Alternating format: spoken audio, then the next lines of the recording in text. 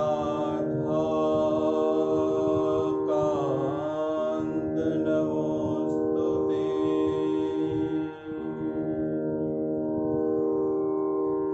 राधा कृष्ण स्वरूपांगे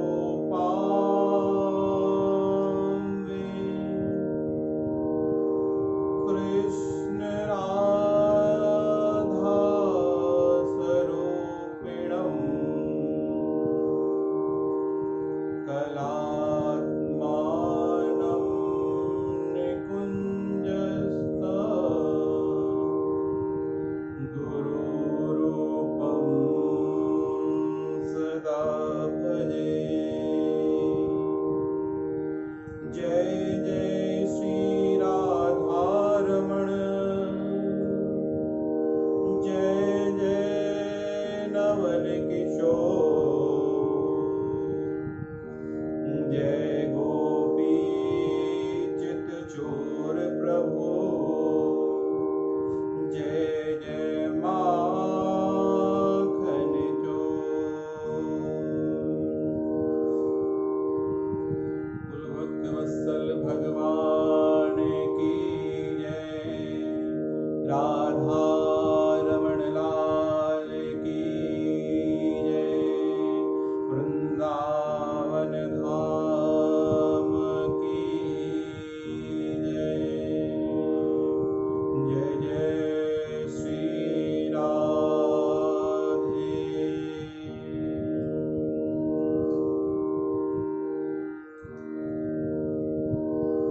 आज एक विशेष विषय पर दास को अपनी वाणी को पवित्र करने का सौभाग्य प्राप्त हुआ। वस्तुतः वो कौन विषय है जिस विषय पर आज हम चर्चा करेंगे? भगवान का अवतार अनन्य रूप में युगों युगों में होता रहता है। कृष्ण का अवतार नित्य अवतार है और अपने भक्तों की प्रेम को और भक्ति को प्रकट करने के लिए भगवान भी अपने भक्तों के सन्मुख विभिन्न रूप में अवतरित होते हैं। भगवान कृष्ण ने द्वापर युग में सुंदर लीलाएं की और आगे कलयुग की दशा को विचारा। स्कंद पुराण में ऐसा वर्णन आता है कि जब भगवान कलयुग के विकारों को देख रहे थे कि किस प्रकार से कलयुगी जीव भक्ति से विमुख हो जाएगा, ज्ञान से विमुख हो जाएगा, तब उसके कल्याण का क्या साधन होगा। और तब भगवान कृष्ण ने एक लीला प्रकट की। और वो कौन सी लीला है? श्री जगन्नाथ देव के प्रकट होने की लीला। द्वारिका में भगवान कृष्ण अपनी 16,108 रानियों के साथ लीला कर रहे हैं। तभी एक दिन रुक्मणी जी क्या देखती हैं कि हमारे नाथ रात्रि में नेत्रों से आंसू झरझरा रहे हैं। निरंतर नेत्र तो बंद है, लेकिन नेत्रों से अविरल अश्रुधारा बह रही है और मुख से श्री राधा श्री राधा श्री राधा श्री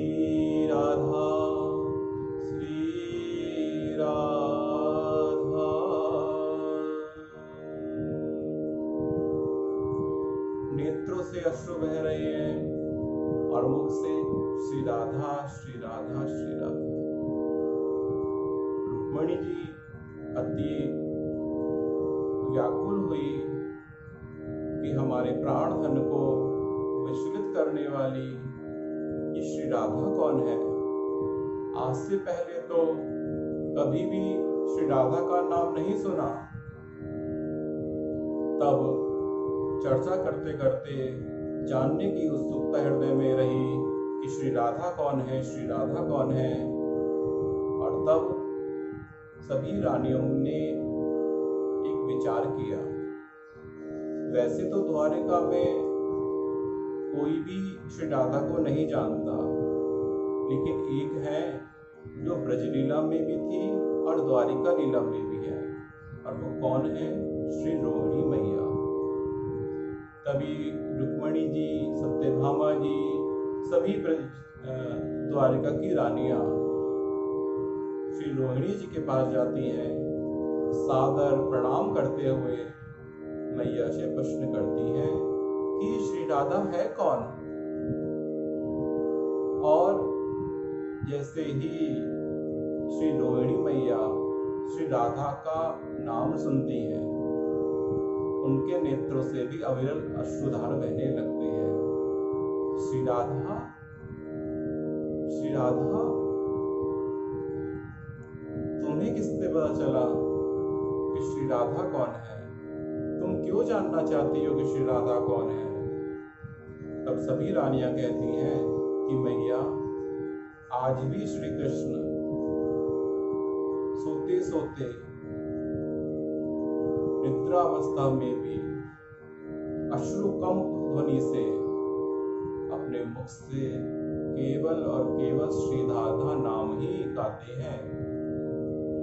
इसलिए कृपा कर हम पे बताइए कि वस्तुतः वो श्री राधा है कौन। तब रोहिणी मैया कहती हैं कि देखो रानियों, श्री राधा के विषय में तो मैं स्वयं असमर्थ हूँ। जिनका यश जितना गाया जाए उतना कम। और तो और अगर श्री कृष्ण भी राधा के विषय में बताना चाहें तो श्री कृष्ण भी राधा के विषय में नहीं बता पाएंगे। बस इतना समझ लीजिए कि कृष्ण के प्राण और आत्मा ही राधा है। अच्छा मैया, तो आप कृपा कर हमें उन श्री राधा रानी के विषय में बताइए। समस्त ब्रज लीला के बारे में बताइए कि किस प्रकार से ब्रज में विभिन्न लीलाएं हुई। हम भी उनका श्रवण करना चाहती हैं। तब मैया कहती हैं कि देखिए, लीला करना तो अति उत्तम विषय है, लीला का श्रवण। लेकिन हे रानियों, आप खुद सोचिए, जिनका नाम नहीं लेता कोई द्वारिका में, लेकिन फिर भी निरंतर निरंतर श्री कृष्ण के श्वास प्रति श्वास में श्री राधा नाम निकलता है, और उस राधा के प्रेम विरह में श्री कृष्ण का हृदय आज भी व्याकुल है।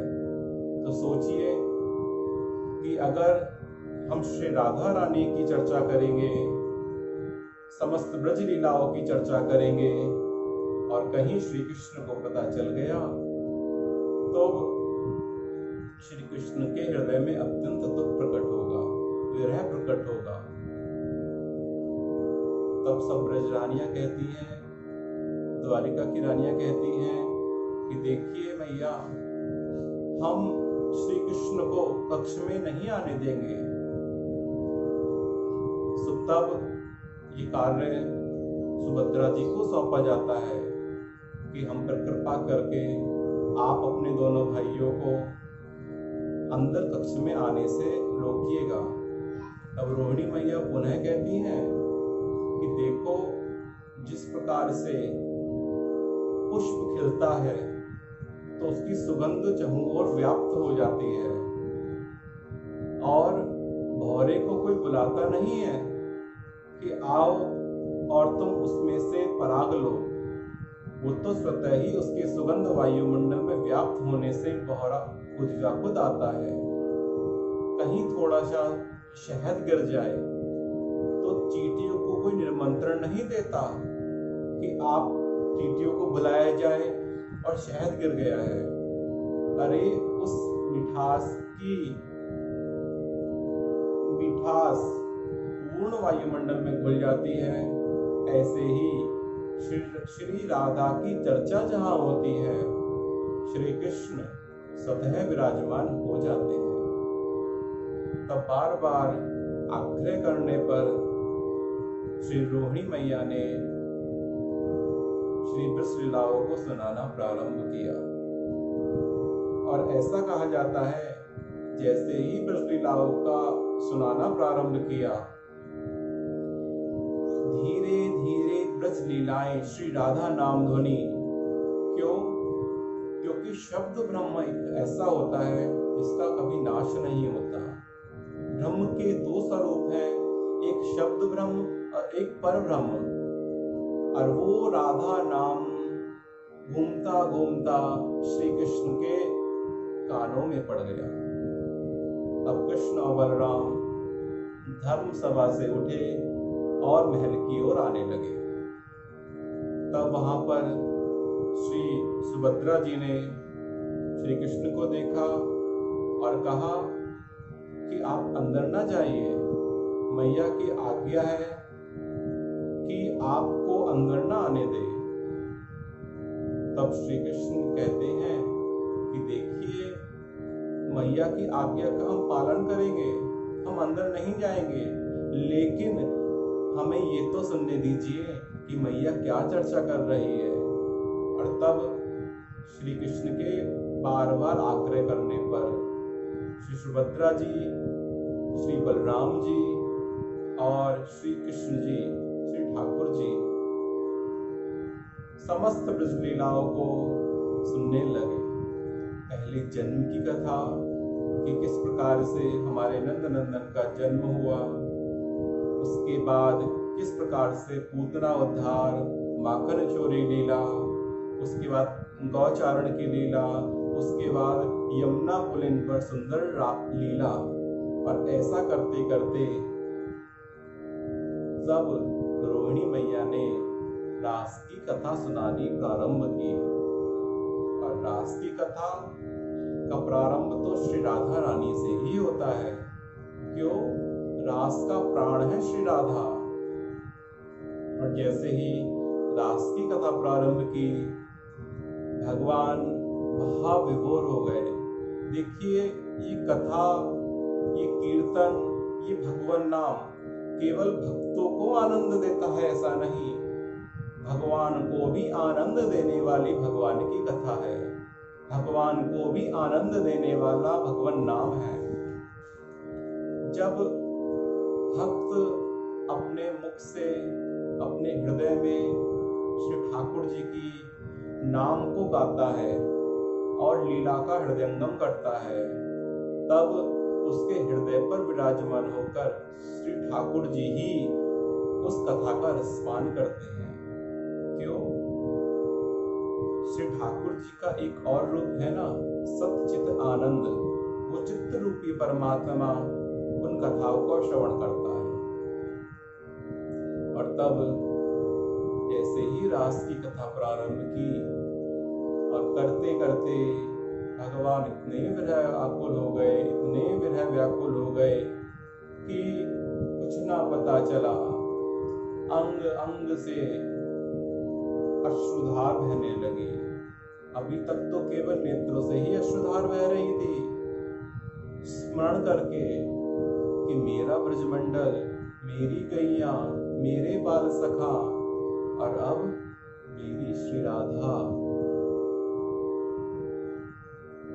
तब रास की कथा सुनकर, श्री राधा नाम सुनकर भगवान का अंग अंग सिकुड़ने लगा, बहने लगा। भगवान के नेत्र बह गए, भगवान के हाथ बह गए, भगवान के प्रेम बह गए। अब कोई कहे कि क्या कभी ये शरीर भी बहता होगा? तो देखिए, एक विशेष ताप पर ये शरीर भी बहता है। जिस प्रकार लोहा अत्यंत कठोर होता है, लेकिन अगर एक विशिष्ट ताप दिया जाए तो वो लोहा भी जल की भांति बहने लगता है। उसी प्रकार श्री कृष्ण भी राधा के प्रेम ताप में बहने लगते हैं, व्याकुल हो जाते हैं। और ऐसे लीला सुनते सुनते जब भगवान के अंग प्रत्यंग बह रहे थे राधा विरह प्रेम में, उसी समय श्री नारद जी महाराज द्वारिका में आए और भगवान के उस रूप का दर्शन किया। उधर लीला संपूर्ण हुई, जो कथा रोहिणी मैया सभी रानियों को सुना रही थी, और उधर नारद जी का आगमन हुआ। तब नारद जी भगवान से कहते हैं कि हे ठाकुर जी, मैं आपके चरणों में प्रणाम करता हूँ, आप मुझे बताइए कि ये कौन सा रूप था आपका, कि आपके अंग प्रत्यंगों को क्या हो गया। तब ठाकुर जी कहते हैं कि नारद जी, आज मैं अत्यंत प्रसन्न हूँ। कई वर्षों बाद आज किसी ने मुझे ब्रज की याद दिलाई है। कई वर्षों बाद आज मैंने अपने कानों से श्री राधा नाम को श्रवण किया है। कई वर्षों बाद आज मैंने ब्रज लीला का आस्वादन किया है। अरे मैं तो भूल ही गया था इन राज्य कार्यों में कि मेरी श्री राधा भी है, मेरे बाल सखा भी हैं, मेरी यमुना रस रानी भी है, मेरी गैया मैया भी है, और इन्हीं लीलाओं का श्रवण करते करते मेरा ये दशा हो गई। तब श्री नारद जी कहते हैं कि हे भगवान,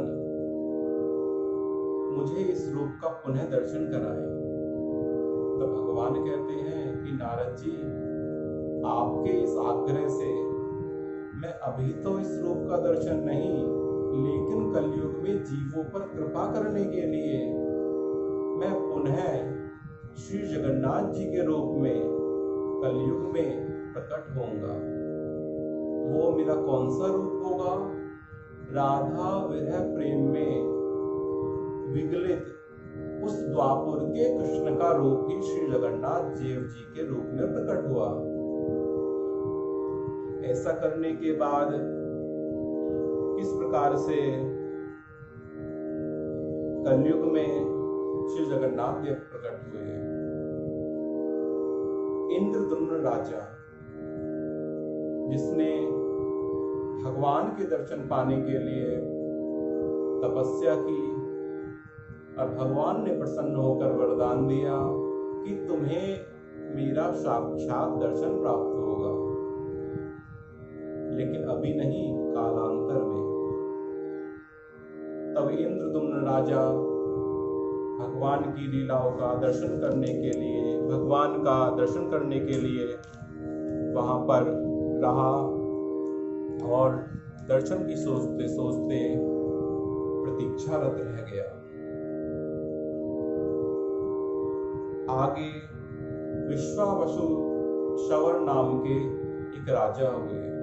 ये कौन है? ये श्री अंगद जी का ही अवतार है। जब भगवान राम त्रेता युग में लीला कर रहे थे, तो अंगद के पिता बाली को भगवान राम ने मार दिया, और आगे लीला जब भगवान करते हैं श्री राम, तो अंगद के मन में कभी कभी एक भाव उठता है।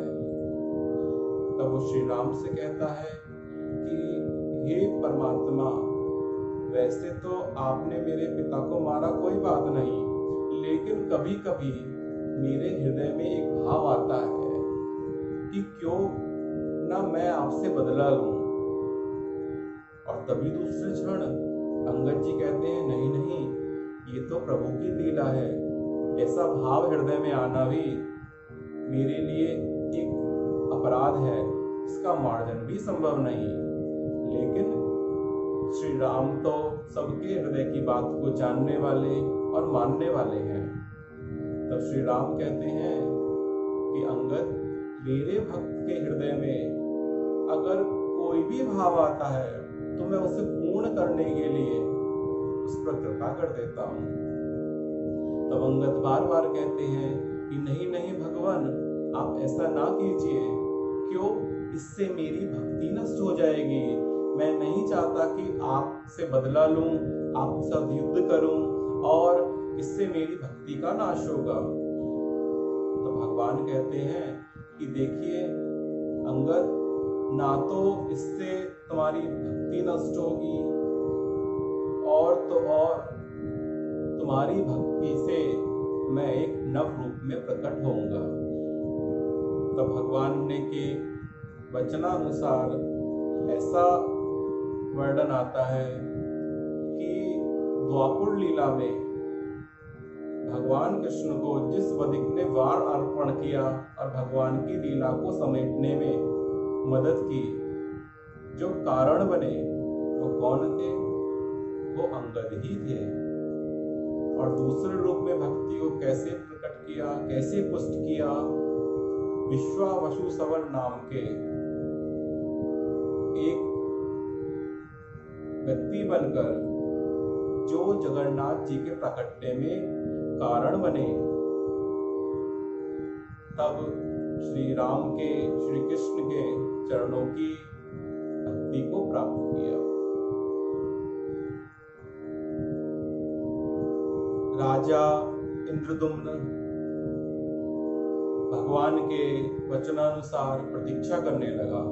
तभी भगवान स्वप्न में दर्शन देते हैं कि हे इंद्रदुम्न राजा, तुम मेरे वास्तविक स्वरूप की दर्शन करना चाहते हो तो मैं इस समय नीलगिरी पर्वत पर नील माधव के रूप में साक्षात विराजमान हूं। तुम जाओ और मेरा दर्शन करो। और नीलगिरी पर्वत पर नील माधव भगवान की कौन सेवा करते हैं? विश्वावसु सवर। किसी को नहीं बताते कि मैं किनकी सेवा करता हूँ, क्या सेवा करता हूँ। और उनकी ही पुत्री एक होती है श्री ललिता जी। तब राजा का, इंद्रदुम्न का सेनापति विद्यापति जी खोज करते करते उसी नगर में पहुंचते हैं जहां विश्वावसु सवर जी रहते हैं। वहां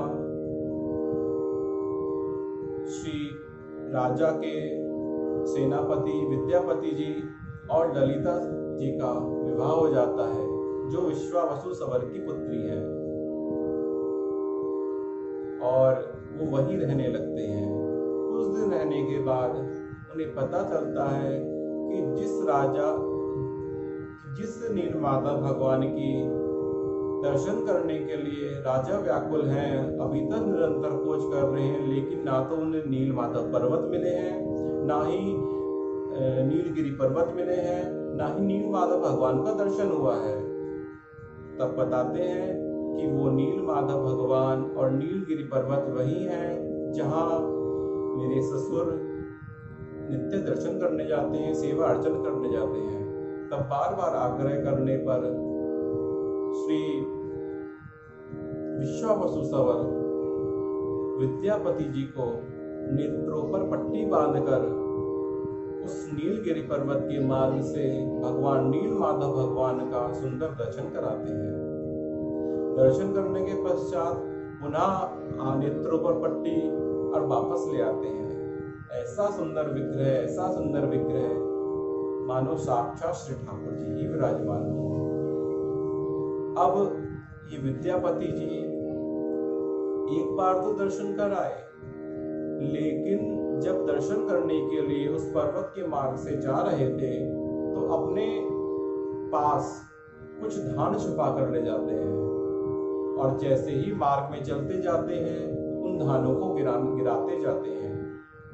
धान गिरते गिरते कुछ दिन में वो धान अंकुरित हो जाते हैं और विद्यापति जी को भगवान नील माधव के मंदिर का रास्ता मिल जाता है।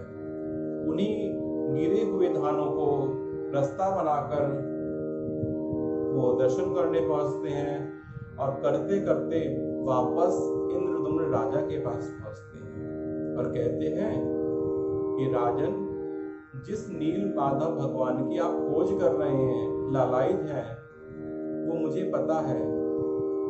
तब राजा इंद्रदुम्न को लेकर वो विश्वावसु सवर के पास आते हैं और नील माधव का दर्शन करने के लिए, और कहते हैं कि इन नील माधव भगवान को हम अपने राज्य में ले जाएंगे।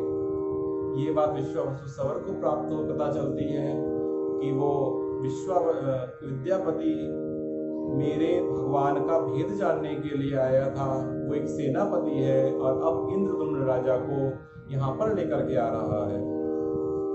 तब ऐसी बात पता चलने पर विश्वावसु सवर जी भगवान नील माधव के पास पहुंचते हैं और उन्हें छुपाने लगते हैं। तब वही देवता प्रकट होते हैं और कहते हैं, विश्वावसु जी, यदि आप कहीं इन्हें छुपा भी दोगे तो वो तो एक राजा है, तो कहीं ना कहीं से भगवान के विग्रह को ढूंढ लेंगे।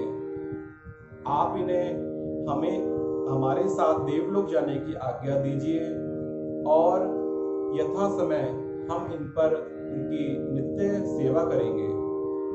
तब ऐसा आश्वासन पाकर विश्वावसु सवर के कहने और माने जाने पर उन नील माधव भगवान को देवता लोग अपने देवलोक ले जाते हैं और उधर इंद्रदुम्न राजा और विद्यापति जी आ जाते हैं और कहते हैं कि कहाँ है वो नील माधव भगवान, मुझे दर्शन करने दो।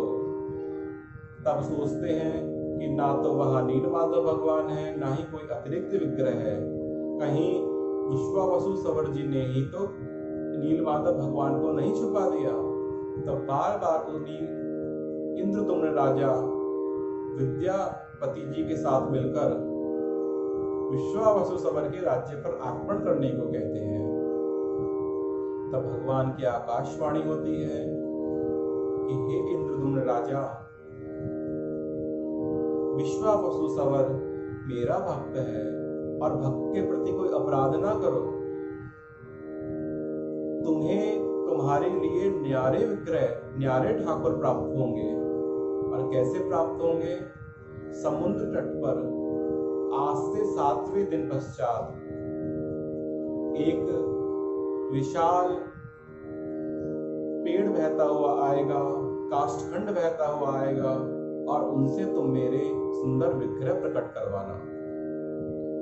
तब ऐसा कहकर इंद्रदुम्न राजा अपने राज्य में आ जाते हैं और ठीक 7वें दिन इंद्रदुम्न राजा को समुद्र से एक विशाल काष्ठखंड वृक्ष प्राप्त होता है, जिस वृक्ष पर शंख चक्र गदा पद्म अंकित होते हैं। तब उस वृक्ष को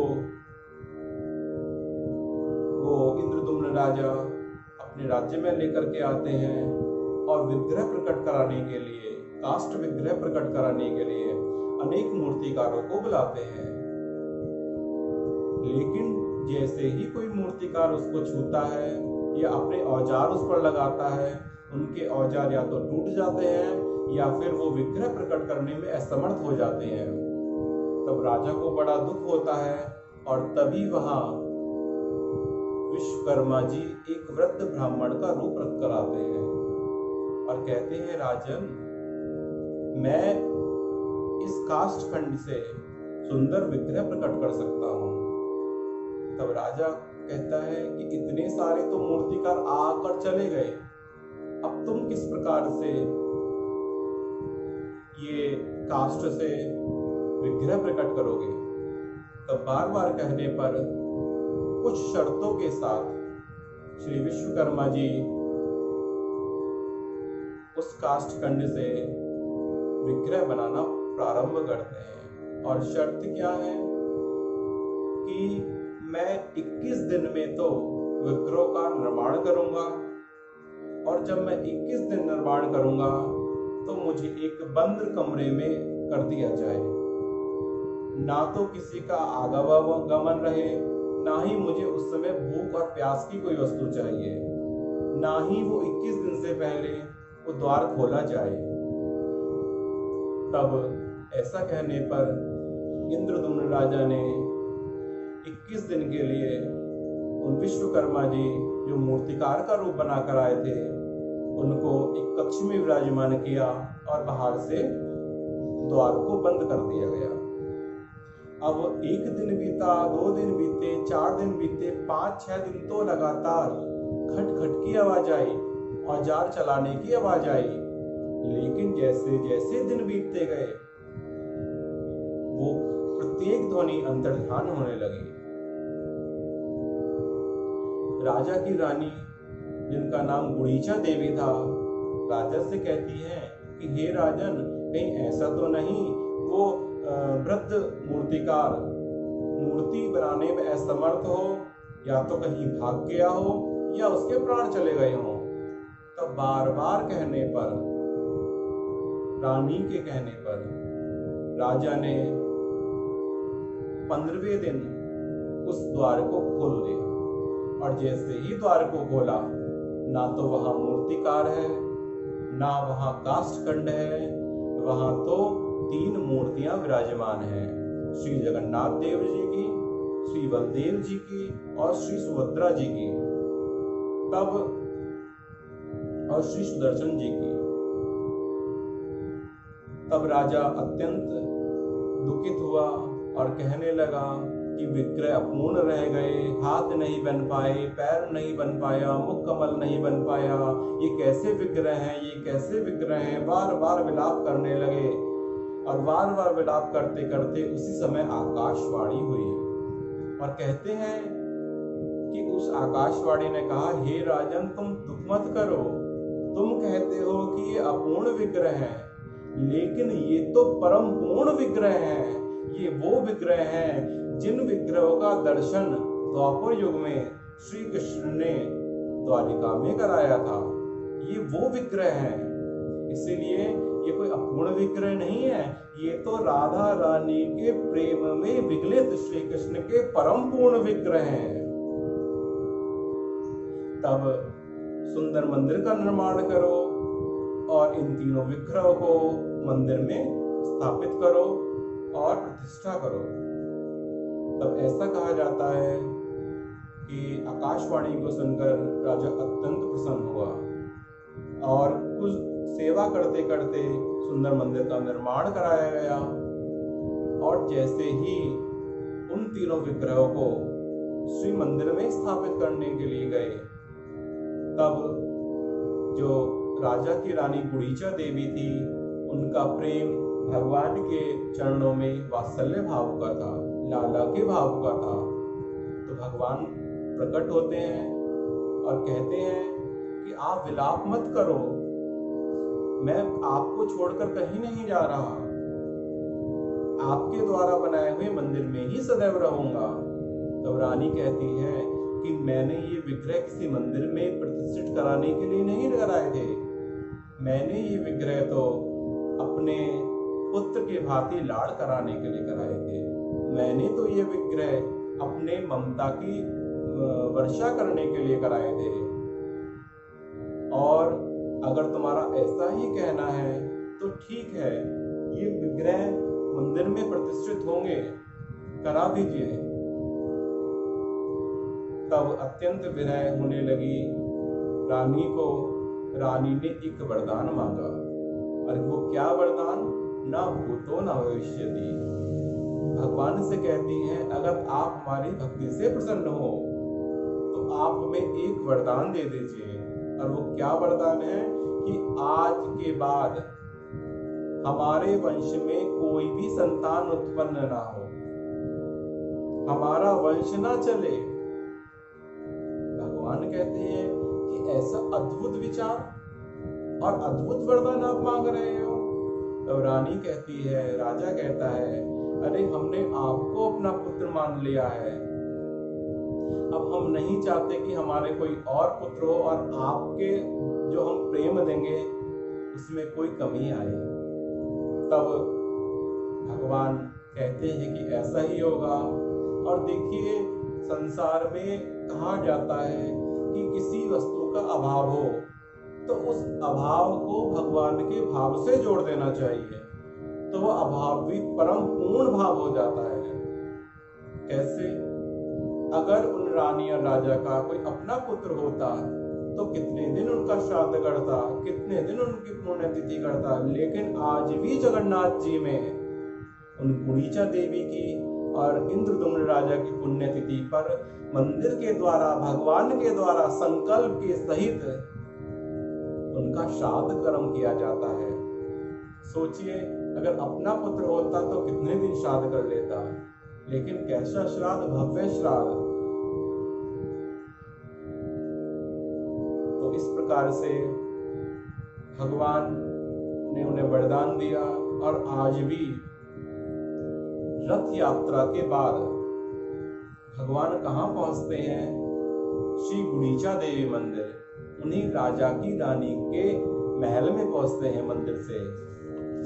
और कहते हैं कि पूरे वर्ष तो मैं मंदिर में विराजमान रहूंगा, लेकिन रथ यात्रा करके मैं पूरे 9 दिन के लिए आपके महल में निवास करूंगा, वहीं मेरी पूजा अर्चना चलेगी। और इस प्रकार से रथ यात्रा का प्रारंभ हुआ। कैसा अद्भुत रथ यात्रा! भगवान के 3 रथ एक साथ चलते हैं, मानो पूरा ब्रह्मांड ही उस रथ यात्रा पे चल रहा हो, ऐसी रथ यात्रा। कितना ऊंचा भगवान का रथ, लगभग 45.5 फुट ऊंचा भगवान का रथ। भगवान के जो रथ है उसके ऊपर ध्वजा विराजमान होती है। उस ध्वजा का क्या नाम है? त्रैलोक्य मोहिनी ध्वजा। एक साथ अनेक लोग भगवान की रथ यात्रा का आस्वादन करते हैं। एक सुंदर कथा और आती है कि सबसे पहले रथ यात्रा कहाँ प्रारंभ हुई। ऐसा मानना है जब सूर्य ग्रहण के समय भगवान से मिलने के लिए सभी ब्रजवासी पहुंचे थे कुरुक्षेत्र के मैदान में, तब भगवान तो यात्रा स्नान आदि करने के बाद, दान आदि करने के बाद अपने रथ पर बैठ करके कहाँ जाते हैं? द्वारिका की ओर। और कहा जाता है कि उस समय कृष्ण को ना खोने के डर से सभी ब्रजवासी द्वारिकावासी का वेश रखते हैं, और जो रथ चलाने वाले जो होते हैं उनका भी वेश एक ब्रजवासी ही रखते हैं। और रथ द्वारिका की तरफ नहीं बल्कि वृंदावन की ओर नाले लगते हैं और कहते हैं कि हे प्राणनाथ, अब हमसे और नहीं रहा जाता, पल पल हम तुमको स्मरण करके रो रहे हैं, अब आप कृपा करो और निरंतर निरंतर ब्रज में निवास करो। और तब भगवान वरदान देते हैं और उनके शोक को दूर करने के लिए भगवान कहते हैं कि देखो, मैं सच्चिदानंद रूप हूँ, मैं कभी झूठ नहीं बोलता। भगवान का मम वाक्य है, वृंदावनम परित्यज्यम पादमेकम न गच्छति। अरे वृंदावन को छोड़कर तो मैं एक पग भी नहीं चल सकता। जो आप मेरा द्वारिका का रूप देख रहे हैं, द्वारिका में लीला कर रहा हूँ, ये मैं कौन हूँ? ये मैं वसुदेव नंदन हूँ। और जो वृंदावन में लीला करने वाला कृष्ण है वो नंद नंदन है।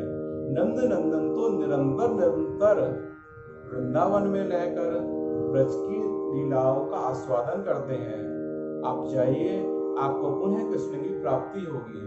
और तब सभी ब्रजवासियों का शोक दूर हुआ और उन्हें निरंतर निरंतर श्री कृष्ण की लीलाएं और श्री कृष्ण का आस्वादन होने लगा।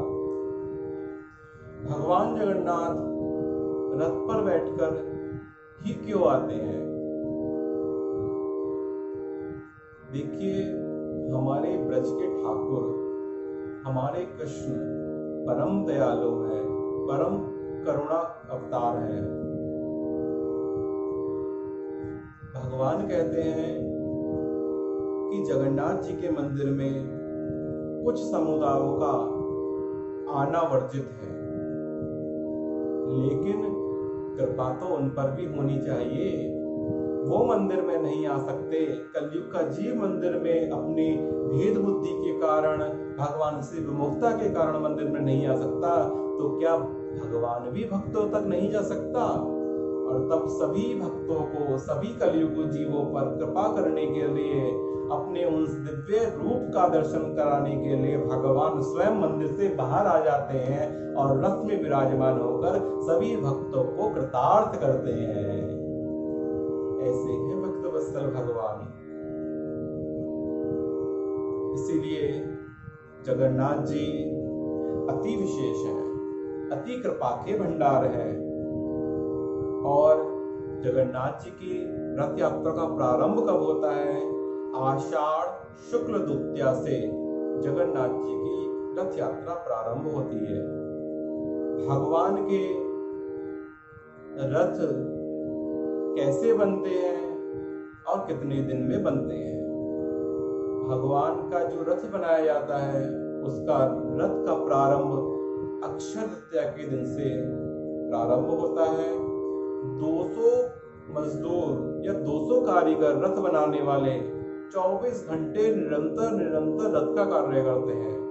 तब 58 दिन में भगवान जगन्नाथ का, बलदेव जी का, श्री सुभद्रा जी का रथ पूर्ण होता है, और तब भगवान रथ में विराजमान होकर सभी भक्तों को कृपा करने के लिए रथ यात्रा को प्रारंभ करते हैं। इसीलिए जगन्नाथ भगवान अत्यंत कृपालु हैं। जगन्नाथ और कृष्ण में बिल्कुल भी भेद नहीं है। तभी तो हमारे प्राणधन श्री कृष्ण चैतन्य महाप्रभु जी साक्षात जगन्नाथ जी में ही समा गए अपनी लीला पूर्ण करने के बाद। जगन्नाथ जी का महाप्रसाद की जितनी गाई जाए उतनी थोड़ी व्याख्या है। जगन्नाथ का भात जगत पसारे हाथ। अरे जगन्नाथ जी का प्रसाद अगर जीव को प्राप्त हो जाए तो ऐसा वर्णन है, कभी वो दुर्गति को नहीं जाता। इसीलिए उन जगन्नाथ भगवान से यही प्रार्थना करते हैं कि जीवों पर कृपा करने के लिए, करुणा करने के लिए आपने जो ये भक्त वत्सल रूप रखा है, उस रूप से सब पर कृपा कीजिए, अपने चरणों की भक्ति प्रदान कीजिए। अरे पाने के लिए तो केवल श्री कृष्ण के चरणों की भक्ति ही है, और कभी भी मैं अपने मुख से कृष्ण नाम को ना भूलूं। मेरे हृदय में निरंतर आप बसते रहो। मेरे नेत्रों से द्वारा मैं आपका हमेशा दर्शन करता रहूं। मुख के द्वारा मैं आपका कीर्तन करता रहूं, आपका यशगान करता रहूं। हे जगन्नाथ भगवान, हे कलिमलहारण देव, मुझ पर कृपा कीजिए। जिस प्रकार से आप सत्पात्र और कुपात्र में भेद नहीं करते, वैसे ही मेरी वाणी पूर्ण नहीं है, लेकिन मैं जानता हूं कि भगवान की वाणी, अपनी वाणी के द्वारा जब भगवान का गुणगान किया जाए तो भगवान उसे जरूर स्वीकार करते हैं। ठीक उसी प्रकार जो बालक करे तो तरी भाषा, मैंने ये गुणानुवाद अपनी स्तोत्री वाणी से किया। हे जगन्नाथ भगवान, मुझे पता है कि आपने इसे जरूर स्वीकार किया होगा। बोलो जगन्नाथ भगवान की जय, बलदेव जी महाराज की जय, सुभद्रा देवी